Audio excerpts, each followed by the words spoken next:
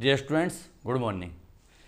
बेटा स्थिर विद्युत की इलेक्ट्रोस्टैटिक्स हमारा टॉपिक चल रहा है।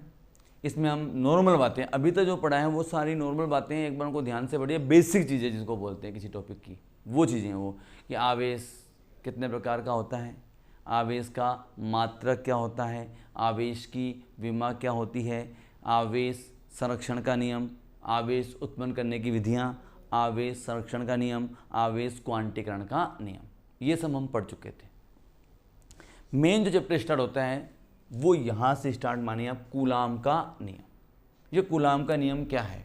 ये कूलाम का नियम बिल्कुल उस नियम से मिलता जुलता है जो आप 11th क्लास में गुरुत्वाकर्षण में पढ़ चुके हैं। न्यूटन का गुरुत्वाकर्षण का नियम, न्यूटन का सार्वत्रिक गुरुत्वाकर्षण का नियम, वही उससे मिलता जुलता नियम है। बस न्यूटन का जो नियम है उसमें हम बल निकालते हैं दो द्रव्यमानों के मध्य, और यहाँ पर हम बल की गणना करेंगे दो आवेशों के मध्य। तो देखिए डियर स्टूडेंट्स, क्या है कूलाम का नियम? कूलाम का नियम है, अगर दो स्थिर बिंदु आवेश है, एक आवेश मान लीजिए Q1 है और एक आवेश मान लीजिए Q2 है, दोनों आवेशों के मध्य दूरी r है और इनके मध्य माध्यम में यहाँ क्या ले रहा हूँ, हवा या निर्वात। मैंने निर्वात लिख दिया यहाँ पर, हवा होने पर भी यही बात होगी, ठीक है। तो अब इन दो आवेशों के मध्य बल की गणना करने के लिए हम कूलाम का नियम काम में लेते हैं। क्या है कूलाम का नियम? बड़ा सिंपल है, इसको वर्ड्स में याद करना। क्या है शब्दों में? दो स्थिर बिंदु आवेशों के मध्य कार्य करने वाला विद्युत बल दोनों आवेशों के गुणनफल के समानुपाती और उन दोनों आवेशों के मध्य की दूरी के वर्ग के व्यतक्रमानुपाती होता है। बल का यह मान दोनों आवेशों के मध्य के माध्यम पर भी निर्भर करता है कि दोनों आवेशों के मध्य क्या माध्यम है, इस बात पर भी निर्भर करता है। फिर सुनिए ध्यान से, कूलाम के नियम से हम क्या निकाल सकते हैं? दो स्थिर बिंदु आवेशों के मध्य हम बल की गणना कर सकते हैं। क्या है कूलाम का नियम? कूलाम का नियम शब्दों में लिखेंगे, क्या लिखेंगे हम? दो स्थिर बिंदु आवेशों के मध्य कार्य करने वाला बल, विद्युत बल, दोनों आवेशों के गुणनफल के समानुपाती और दोनों आवेशों के मध्य की दूरी के वर्ग के व्यतक्रमानुपाती होता है। बल का मान दोनों आवेशों के मध्य के माध्यम पर भी निर्भर करता है। ठीक है डियर स्टूडेंट्स, अब देखिए, जब हम इन दोनों इक्वेशन से एक साथ लिख देते हैं इसको, तो लिख सकते हैं F is proportional to Q1 Q2 upon R²। अब आप सभी जानते हैं जब भी प्रोपोर्शनल साइन हटाया जाएगा तो यहाँ पर एक कांस्टेंट ले लिया जाएगा, और यहाँ पर हम कांस्टेंट लेते हैं 1/4 pi epsilon not Q1 Q2 upon R², 4 पाई, पाई का मान 3.14 होता है। यहाँ ये एप्सिलॉन नोट क्या है, इसे ध्यान दीजिएगा। एप्सिलॉन नोट है हवा या निर्वात, दोनों की बराबर ही लेते हैं विद्युतशीलता। हवा या निर्वात की विद्युतशीलता, एक नई भौतिक राशि आ गई है जिसे हम क्या बोलते हैं, विद्युतशीलता। ये मात्रक वो भौतिक राशि है। तो हवा या निर्वात के लिए एप्सिलॉन नोट हम लिख देंगे, एप्सिलॉन नोट से लिखेंगे। इसका फिक्स मान होता है 8.85 इंटू 10⁻⁻12। अब मात्रक यहाँ से निकाला जाएगा। यहाँ पर देखिए आप कैसे निकालेंगे मात्रक। आपको एप्सिलॉन नोट का मात्रक निकालना है तो इसको ऐसे लिख दीजिए फॉर्मूले को, F को यहाँ नीचे ले आइए, क्रॉस मल्टीप्लिकेशन कर दिया, Q1 Q2 अपॉन R² निकालिए मात्रक। एप्सिलॉन नोट का मात्रक आवेश का मात्रक कूलाम, आवेश का मात्रक कूलाम, तो कूलाम इंटू कूलाम क्या आ जाएगा ऊपर, कूलाम का स्क्वायर अपॉन बल का मात्रक न्यूटन और आर दूरी का मात्रक मीटर, 4 का कोई मात्रक नहीं होगा, तो coulomb square upon newton into metre square, ये किसका मात्रक आ गया, विद्युतशीलता का मात्रक आ गया। ये आ गया इसका मान। हवा या निर्वात की विद्युतशीलता का मान फिक्स होता है। अगर दोनों आवेशों के मध्य हवा निर्वात की जगह पर अन्य कोई माध्यम होता तो यहाँ पर उस माध्यम की विद्युतशीलता आती। इसके बारे में हम आगे पढ़ेंगे कि अलग अलग माध्यम की विद्युतशीलता आप कैसे निकाल सकते हैं, वो बाद में आएगा। अभी हमें इतना ध्यान देना है कि भाई हमने जो यहाँ पर लिखा था ना, माध्यम पर निर्भर करता है बल का मान, स्टेटमेंट जो दिया है हमने कूलाम के नियम का शब्दों में लिखा है, उसमें आप देखिए कि हमने ये लिखा है माध्यम पर निर्भर करता है बल का मान, तो माध्यम की जो भी माध्यम होगा उसकी विद्युतशीलता आती है फॉर्मूले में, इसलिए दो आवेशों के मध्य कार्य करने वाले बल का मान माध्यम पर भी निर्भर करता है। आप चाहें तो इस विद्युतशीलता की विमा भी निकाल सकते हैं। बताइए क्या विमा होगी, बहुत सिंपल है, विद्युतशीलता की विमा, विद्युतशीलता की विमा ज्ञात कीजिए। भाई कैसे निकालेंगे, इस फॉर्मूले से निकालेंगे, ये मात्रक बना हुआ है इसका। तो कूलाम की विमा क्या होती है बताइए, कूलाम की विमा AT होती है, तो AT का स्क्वायर है, AT कूलाम स्क्वायर है, न्यूटन की विमा। बहुत इंपॉर्टेंट बात है, न्यूटन की विमा सभी स्टूडेंट याद करेंगे, ये होती है ML/T की घात -2 गुणा L की घात 2।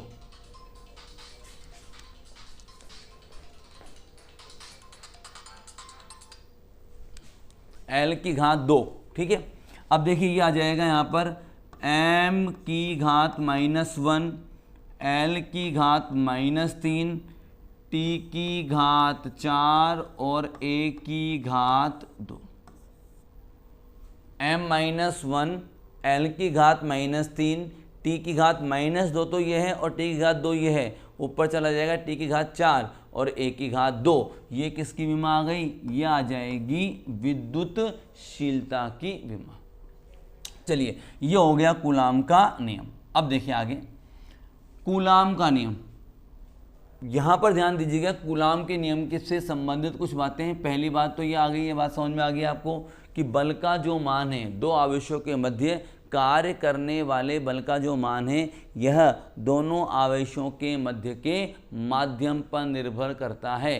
क्यों करेगा भाई माध्यम पर निर्भर, सिंपल सी बात है कि दोनों आवेशों के मध्य जो माध्यम होगा उसकी विद्युतशीलता आएगी फॉर्मूले में, तो बल का मान माध्यम पर निर्भर करेगा। दूसरी बात, बहुत इंपॉर्टेंट बात है, ध्यान दीजिएगा, विद्युत बल ये हो रही है दो आवेशों के मध्य विद्युत चुंबकीय अन्योन्य क्रिया। और विद्युत चुंबकीय अन्योन्य क्रिया आप जानते हैं, ये 11th क्लास में भी ये चीज़ है, 10⁻⁻15 मीटर से अनंत दूरी तक लागू हो सकता है।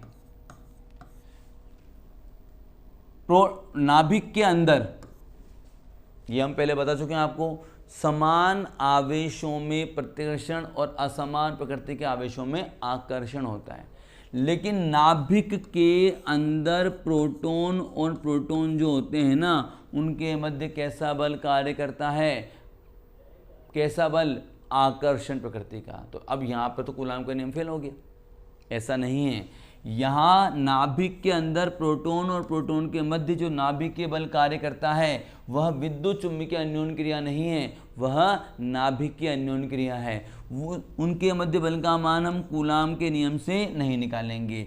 तो कूलाम का नियम 10 की घात -15 मीटर दूरी से कम दूरियों पर लागू नहीं होता है। और आप जानते हैं नाभिक का आकार 10 की घात -15 मीटर कोटि का होता है। तो ये जो नाभिकीय बल है, जो कूलाम का नियम है, ये 10 की घात -15 मीटर से अधिक दूरियों पर लागू होता है। नंबर 3 बात हम करें कि कूलाम का नियम क्रिया प्रतिक्रिया के नियम का पालन करता है। इसका मतलब ये होता है कि आवेश Q1, मान लीजिए ये भी पॉजिटिव है और ये भी पॉजिटिव है, तो Q1 Q2 में कैसा बल कार्य करेगा? प्रतिकर्षण प्रकृति का बल कार्य करेगा। ठीक है, जितने बल से Q1 Q2 को धक्का मारेगा तो ये F12 Q1 के कारण Q2 पर बल, उतने ही बल से Q2 वाला Q1 को धक्का मारेगा F21। ये दोनों बल, दोनों ही बलों का परिमाण, मान लीजिए ये दूरी r है तो F12 का परिमाण लिखिए चाहे F21 का परिमाण लिखिए, परिमाण का मान K Q1 Q2 upon R square होगा। परिमाण दोनों का क्या आएगा? बराबर, परंतु दिशा सेम नहीं है। Q1 आवेश वाला कण Q2 आवेश वाले कण को इस तरफ धक्का मार रहा है और Q2 आवेश वाला कण Q1 आवेश वाले कण को इस तरफ धक्का मार रहा है, अर्थात ये दोनों बल परस्पर विपरीत दिशा में। दोनों बलों का परिमाण समान है परंतु दोनों बल एक दूसरे की विपरीत दिशा में। परिमाण समान है और दिशा क्या है? विपरीत है। इसलिए हम बोल सकते हैं कि ये दोनों बल क्रिया प्रतिक्रिया के नियम का पालन करते हैं। सदिश रूप में आप लिखोगे तो आपको इस तरह से लिखना पड़ेगा। ये विद्युत बल संरक्षी बल है, ये भी 11th क्लास में बात थी। संरक्षी बल ऐसे बल जिनके द्वारा किया गया कार्य पथ पर निर्भर नहीं करता है। 3 परिभाषाएं थी इसकी। जिनके द्वारा एक बंद पथ में गति ऊर्जा में परिवर्तन शून्य होता है, जिनके द्वारा बंद पथ में किया गया कार्य शून्य होता है। ठीक है, तो संरक्षी बल है और ये नियम व्युत्क्रम वर्ग नियम का पालन करता है। व्युत्क्रम वर्ग नियम ऐसे बल जो दूरी के वर्ग के क्या होते हैं? व्युत्क्रमानुपाती, वो आ जाता है व्युत्क्रम वर्ग। तो आप देख लीजिए, यहाँ पर मैंने बताया था आपको कूलाम के नियम में दो आवेशों के मध्य लगने वाला बल दूरी के वर्ग के व्युत्क्रमानुपाती होता है। दोनों आवेशों के गुणनफल के तो क्या होता है? समानुपाती, और उनके मध्य की दूरी के वर्ग के क्या होता है? व्युत्क्रमानुपाती होता है। तो ये कूलाम के नियम से संबंधित मुख्य बातें हैं।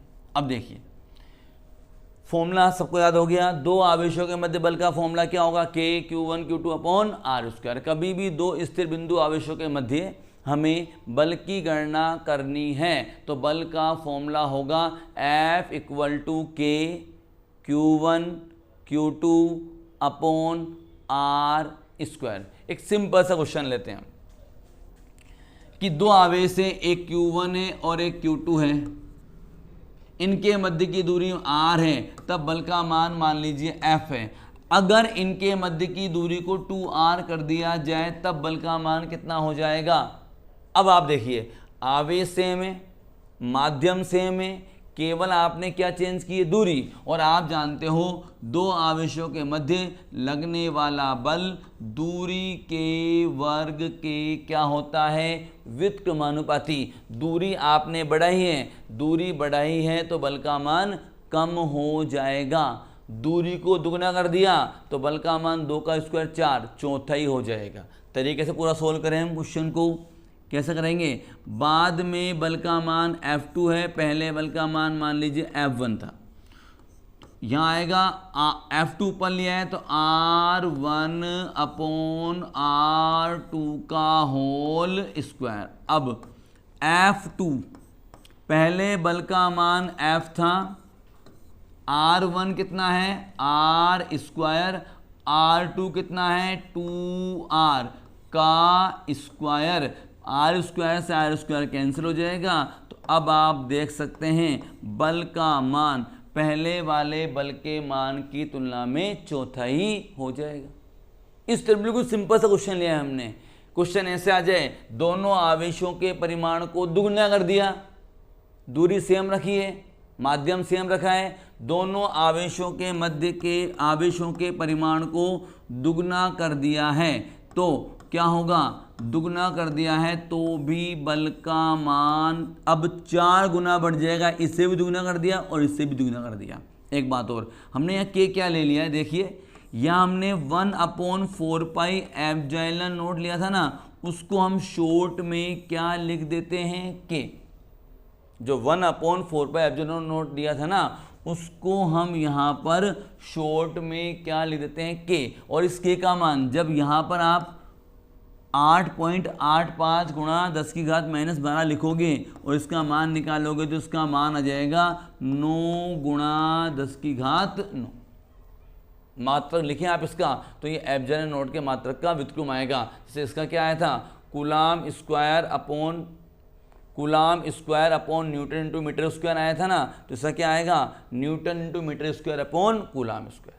तो ये न्यूमेरिकल वगैरह में हम सोल्व करेंगे, इसके व्युत्क्रम वर्ग नियम के न्यूमेरिकल, कूलाम के नियम के न्यूमेरिकल जब हम सोल्व करेंगे तो हम ये वाला फॉर्मूला यूज करेंगे। 2 स्थिर बिंदु आवेशों के मध्य कार्य करने वाले बल का कोई भी क्वेश्चन आ जाए या कूलाम का नियम शब्दों में लिखना आ जाए तो ये वाला फॉर्मूला आएगा, के F = K Q1 Q2 upon R square. शब्दों में क्या लिया था हमने कि 2 स्थिर बिंदु आवेशों के मध्य कार्य करने वाला विद्युत बल उन दोनों आवेशों के गुणनफल के समानुपाती और उन आवेशों के मध्य की दूरी के वर्ग के व्युत्क्रमानुपाती होता है। Okay dear students, thank you.